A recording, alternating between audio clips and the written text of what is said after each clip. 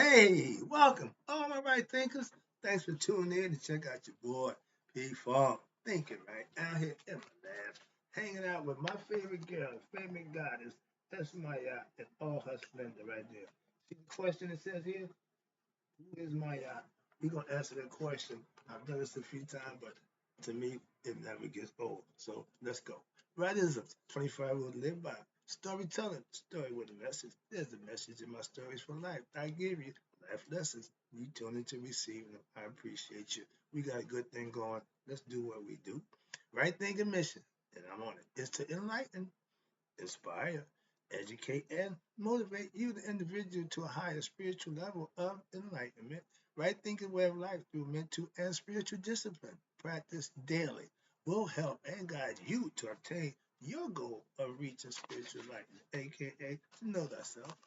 My mission is that all right thinkers know thyself. If you're a right thinker, your goal is to know thyself. See where we're going with this? Let's get there together. So I ask the question: do you know you? You will when I'm through. That's what I do. It's rhetorical, but if you don't have an answer for yourself, tune in. I got you. A person who knows not and knows not that they know not is foolish. Disregard them. A person who knows not and knows that they know not is simple, but you can teach them. That's why I do what I do for you. Appreciate you too. Stay tuned. I got more for you. A person who knows not and believe and think that they know is dangerous, avoid them. I do.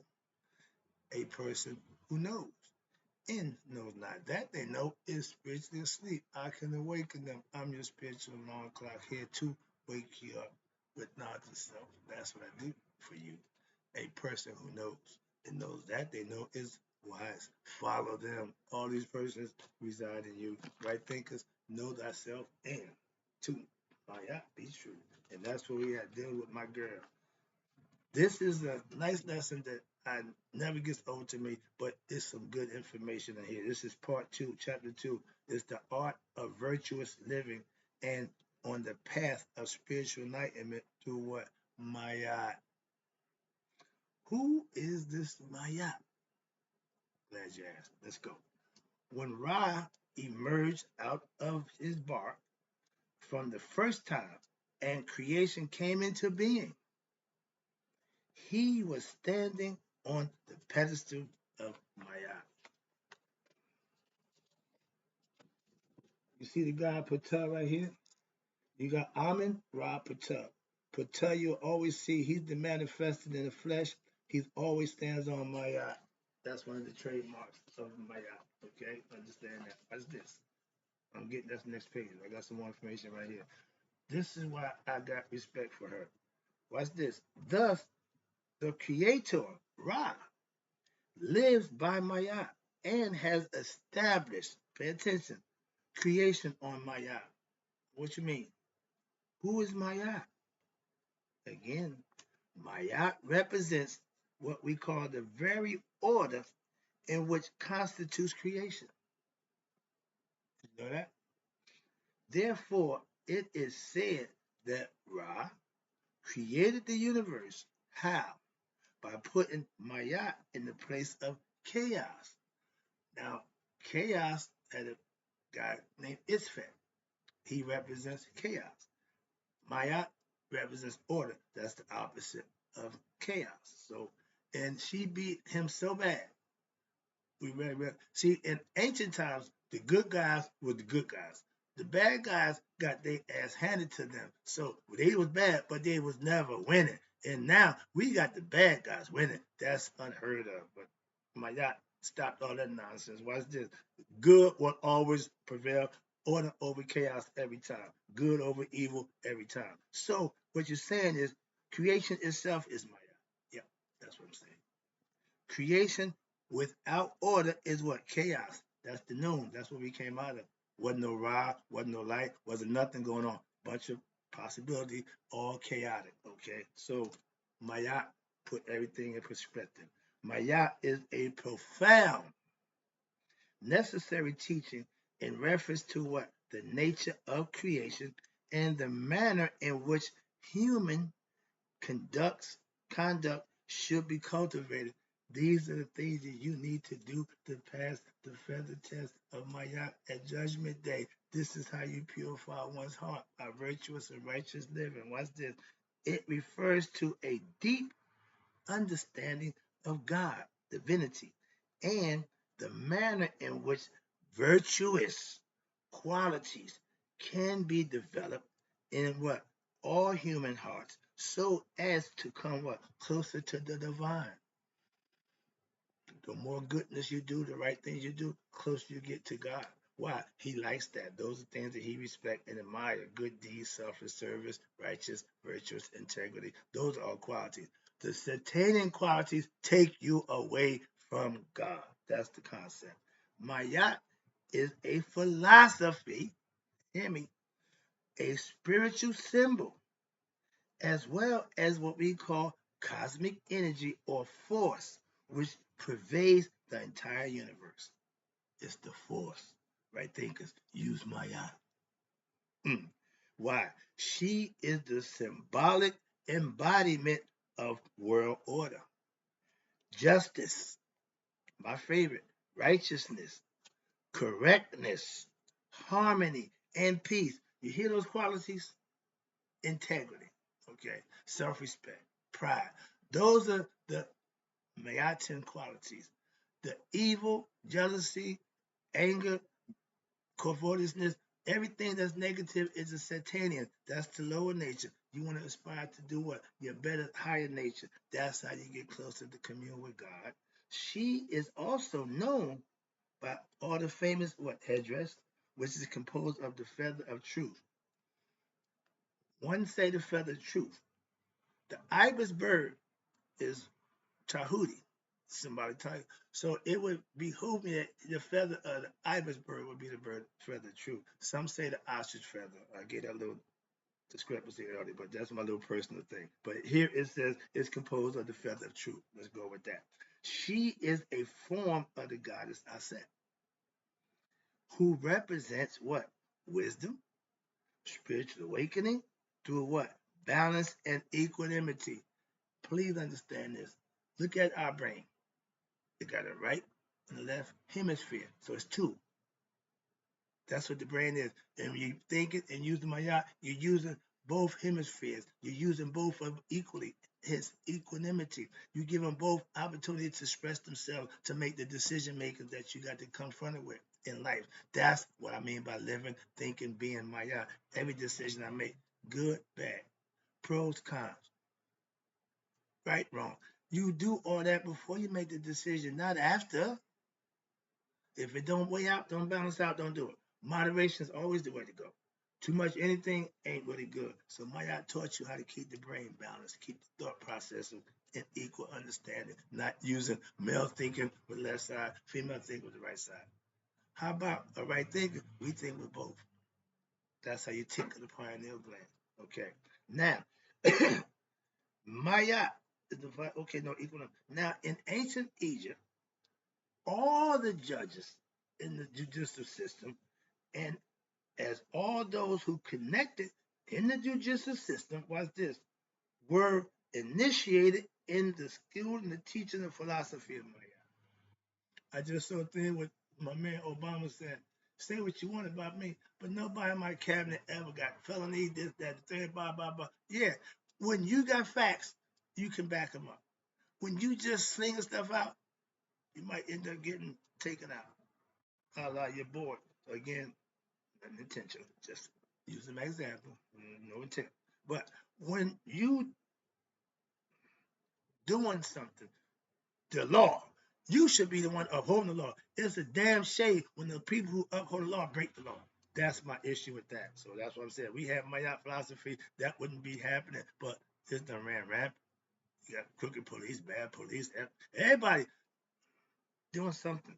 Thus, those who would be in charge of discharging the laws right there and regulations to society were all well trained in ethical and moral, spiritual, mystical values of life presented in this book. This book here changed my life. Okay, why? It got good stuff in here that you can emulate, you can practice and manifest. That's why. Preparing you for what? For Judgment Day. Told you that. But watch this. Fairness, justice, and the responsibility to what? Serve society. Every leader in political position supposed to be living up to that. Y'all ain't even close. If you're a politician, you're a liar. That's not good. Why? Y'all serving society. And y'all the biggest liars in society. It's not a good look. Maat, that's why our ancients lived 1,000 years in harmony. Why? Because they started at the top. If the top is good, the bottom got to follow. The top is bad, everything gonna crumble. Moving on, everything gonna be bad. Even the stuff that want to be good can't sound good. Why? They want everything bad. That's why. And if you worry about you serving society from the Maat philosophy, why? In order to promote harmony in society, the only possibility is for what? Spiritual development amongst society and the atmosphere of freedom and peace amongst all those involved, starting with the communities. For only when there is, and this is, watch this was done thousands of years ago. Watch this philosophy. For only then will the just and the fairness in society can there be abiding harmony and peace in said society. Our ancients lived for thousands of years on the Maya philosophy. Harmony and peace are necessary for the pursuit of what we call true happiness and inner fulfillment in our lives. When you got a group of people living, feeling, thinking the same way, it will permeate and it will continue. Just like bad is seen to be taking over. I told my pastor, dude, when I was a bad guy, good was holding his own, you know. Now that I'm a good guy, why are we getting our ass whooped? Dog, bad, not them going back to being bad, but bad don't look too bad right about now. You feel me with that? So I'm cringing about that because this is not how it's supposed to be. But along with her associates, uh, goddess Shah, he represents fortune. Renanette, she represents destiny. And I got to say, I've been studying this thing for 30 years. What I just found out recently is they was breaking down our brain process, our thought process. And I'm the thinking, man, see, when you do something, you find out, wow. So yeah, I was amazed with that. But these are aspects of your character. What's this? Shah, which is your fortune at Judgment Day, he stands in for you physically. I got that somewhere around it. But yeah, he represents the fortune. The spirit is destined for fortune. Why? It's of God. He's royal. He's a royalty. You part of the royal family. You just ain't figured it out. Get the concept? Okay. They had this stuff already laid out. And Renette, destiny. That's you reaping what you sow. Okay. Harvest and destiny. They're twins. Mishconnect is a form of mayat which encompasses the teachings of what we know as what karma, aka reincarnation. Meaning, if your karma says you don't pass your actions on the scales of mayat, you will be reincarnated. Simple. You reap what you sow. You put good work out. You purify the heart. Do the thing you need to do. Your heart be light as mayat's feather. Let's go. Or that's your destiny of every individual that's based on what their past actions, your karma, your RE. I got a lesson for that coming up. You are responsible for all your actions, okay? Your thoughts and your feelings, all that's on you. Thus, they have an important role to play in what we know to be what judgment, the scene of what we see the book of coming forth by day. Understanding their principles lead the aspirant, you right thinker, to become free of what I just tell you, the cycle of reincarnation and human suffering, and to be able to discover what we call supreme bliss, the supreme good, sun and bunum, we know it as bliss or hotep, and immortality, becoming one with God. Those are things that Mayat gets you prepared to do. That's what the purpose and the goal for us in the human form is to be done. I got more time. Yes, I'm almost there. This is another one of Maat's calling cards, the pedestal. Okay, let's break down what that means. The significance. When they seen the pedestal of Maat, they knew this. Maat signifies that which is straight. Two of the symbols of Maat that we know are what? Ostrich feather, feather of truth. Again, I call it the ibis bird, ibis feather, but they say ostrich. Go with that. And the pedestal, upon which I showed you God Ptah stands, the supreme being in the form of the God Ptah in the flesh, Amen, invisible, Ra, visible, the life giver, the bringer light to the world. That's Ra. The third part about the Trinity of God was the flesh. That's Ptah. He's the self-creator. He uttered himself into existence. That's why he's the God of craftsmen. He's the God of the physical form. He's the final part that makes it all work. And when we doing Supreme Being Ptah, he stands on Maat. Ptah is often seen depicted what? Standing on pedestal of Maat. Meaning, yeah, he stands on Maat. 10 toes down, as I said. Okay, he 10 toes down with Maat. And, well, who is Maat? Good question. Maat is the daughter of Ra, the high God. Thus, in the hymn to Ra, it was said, the land of Manu, that's the west, receives thee with satisfaction, meaning you obviously pass the scales of Maat to get to the west. That's another thing. The Westerns are the ones who pass the scales, okay? Everybody ain't Westerns. Those who stay in the east, die, and reincarnate, don't make it to the west. And the goddess Maat embraces thee both at what? At morn and at evening. The god Tahuti represents the mind of God, your memory, your recorder, the scribe, and the goddess Maat. They have together written down what? Thy daily course for thy every day. That's the sun. They give Ra the course that he set. They set the course and he followed it. That's how important Maat is. And Tahuti represents what? God's mind. Okay, his consciousness, which is yours, the thing that he gave you, the gift that he gave you. Now, another hymn is said in the Papyrus or the Quina provides a little more deeper insight into Maat. It says, I have come to thee, O Lord of the gods, Tamu, Haru, Kahuti, whom Maat directeth, Amen Ra, that's the hidden one, and Ra the sky together, rest upon Maat. Ra lives by Maat. So where we going with this? Asar carries along with him on the earth his philosophy of Maat. Everybody lives by Maat. Why? That's the process of what? Thinking from both sides of the hemisphere of your brain. That's why they understood that. A lot of us don't. Men think like men, women think like women. Okay, but you have to get equal balance. There ain't no one better than the other. Moving on. Maat is the daughter of Ra. Here we go again.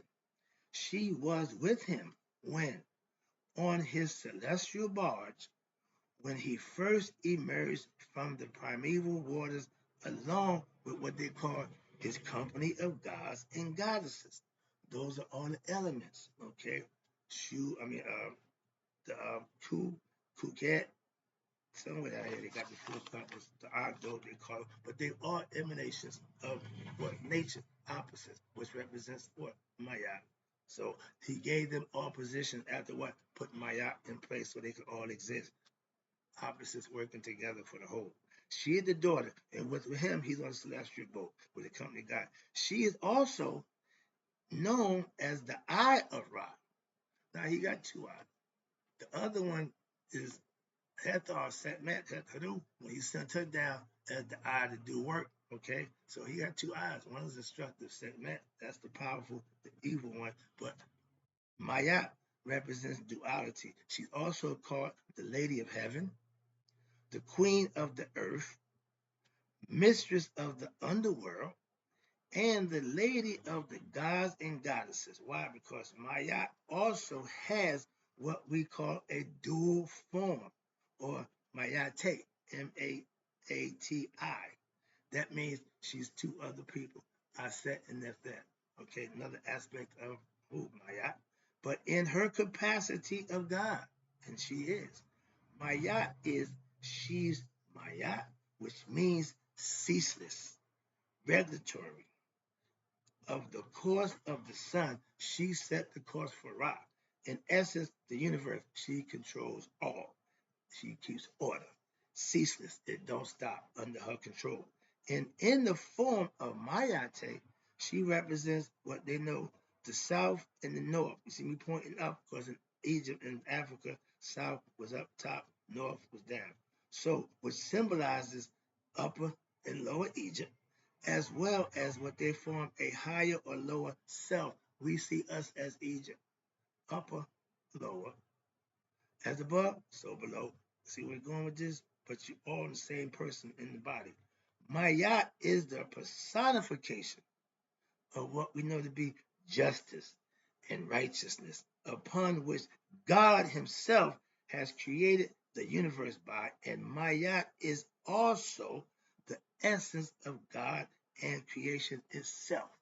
That's why I give her the respect that I do. I love that. Therefore, it is Mayat who judges what? The soul when it arrives in judgment hall of Maya. She represents all that's right and just. So her feather is the feather of truth. If your heart can match that feather, you good to go. It can even be lighter. You can even be one better, have it lighter. That means you live a real good life. Simple. Okay.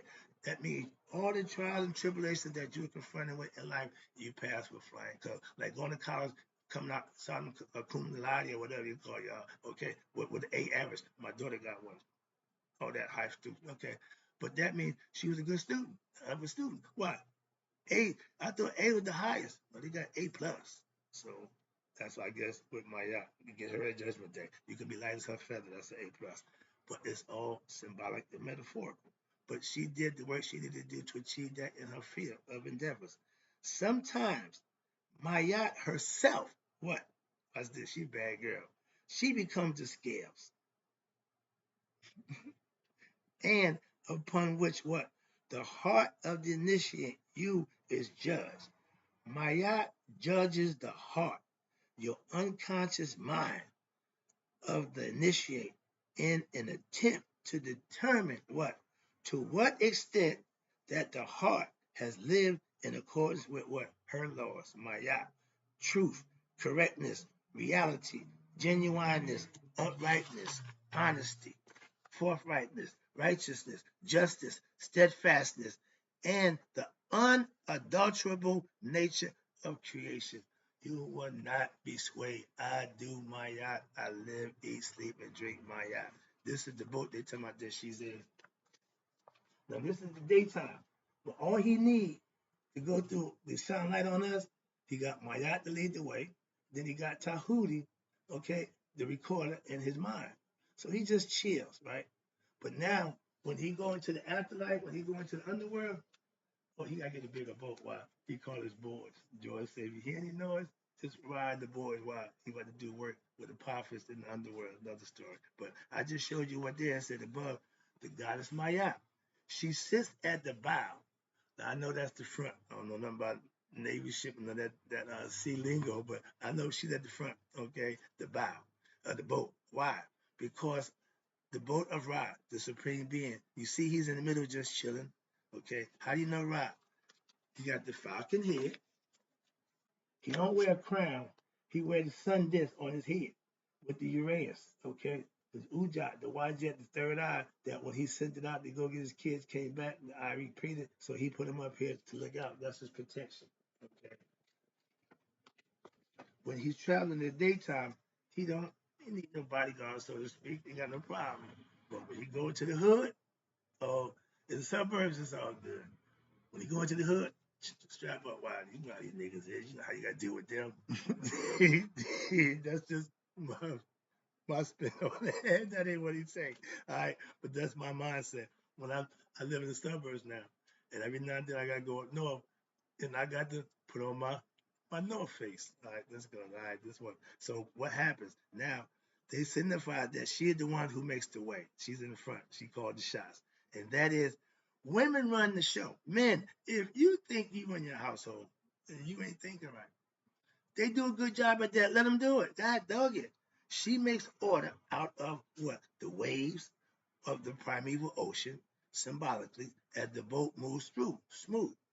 This allows Ra, the spirit, to what? Abide in the form of the waves, in essence, the forms of creation. She allowed everything to go. Thus, now we are to understand symbolically that Mayat comes first in the spiritual discipline. Why? In other words, virtue must come and then the spirit follows. That's why. In other words, the aspirant, your aspirations come into spiritual enlightenment after what? Purification by the daily practice and mastery of Maya philosophy and its spiritual discipline. It holds you accountable to do certain things a certain way. And when you get you routine at it, it becomes second nature. You become the living. When one comes in harmony, that's the mean mastership with the goddess, one is actually coming into harmony with the balance of the cosmos, coming in sync with nature. And then she atonement with the cosmic order of the universe introduces you, the aspirant, to who? Her father, Ra, the Supreme Spirit. She's taking you to her father, okay? Ra. I got more to hear about Mayette, but I thought that's enough. This is the fluff. I done been on this before, so I'm going to cut that one short. I just want to get my lesson out with Mayette. I jumped over this, so I want to get that out there. Well, I'll be right back with some more good stuff for you. We down the Mayette rabbit hole. Hope you enjoyed it. I'm having fun right now. This is my strong suit. Let's go. And in closing, right thinkers, may you all live to be 100. Me, 100 miles a day. So I know my right thinkers who now know who Mayette is, has passed away. And you know what I gotta do? She'll be your favorite too. I'll be right back.